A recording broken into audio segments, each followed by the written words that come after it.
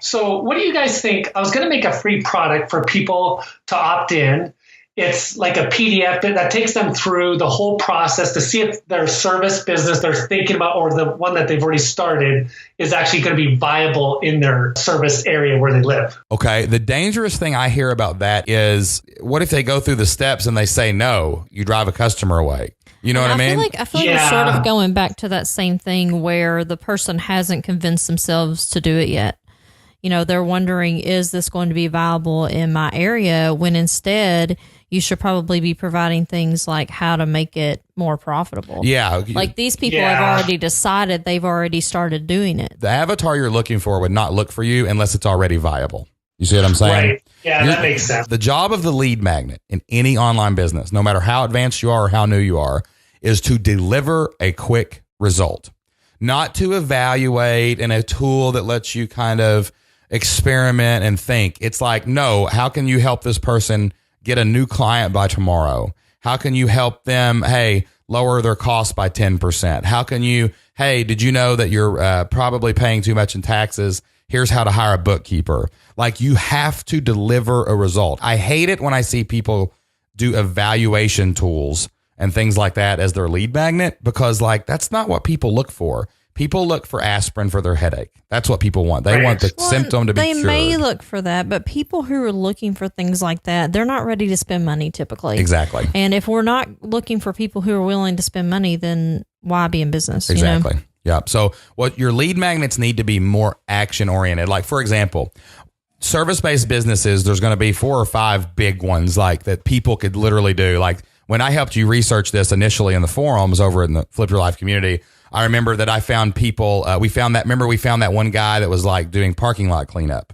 And, we found the window washers. We found tons of people doing pressure washing and mowing yards. So like I would pick like 3 or 4 that you really want to attack.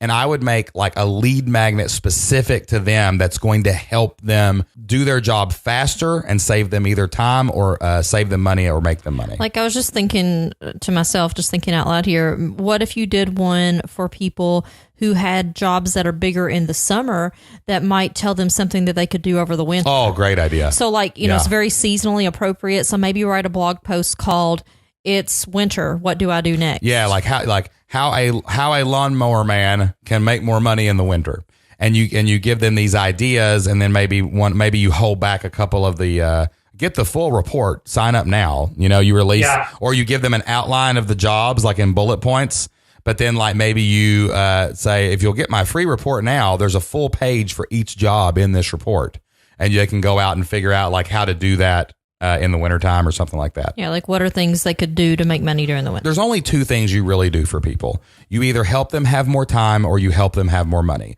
Every single business on earth does that. Why do restaurants exist? So I don't have to cook.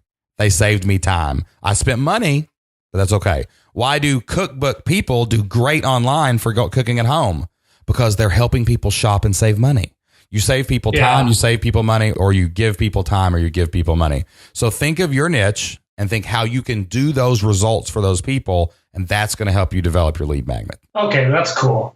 Yeah, because in the service industry, there's always that peak and low times, and people are always struggling and trying to figure out better ways to make money in their low times. Exactly. And you could even word it that way so it's not so season specific. If you'd rather do that, like what do you do in the off-demand times or off-peak times? And how easy would that be to make content, man? Write a list of ideas, talk them out, and patch it up, and you've got a lead magnet. And, you know, we're obviously not your target market, so, you know, there may be something else that speaks to them more, but I was just kind of thinking out loud that might be something that would be relevant, especially for right now. Cool. You just listened to an excerpt from this week's Flip Lifestyle podcast. To listen to the full podcast, complete with the show notes, photos, and links mentioned in the show, click the link on the description below. You can click on these to listen to Shane and Jocelyn answer other important questions about online business from this week's guest. For updates on future episodes, make sure you click subscribe.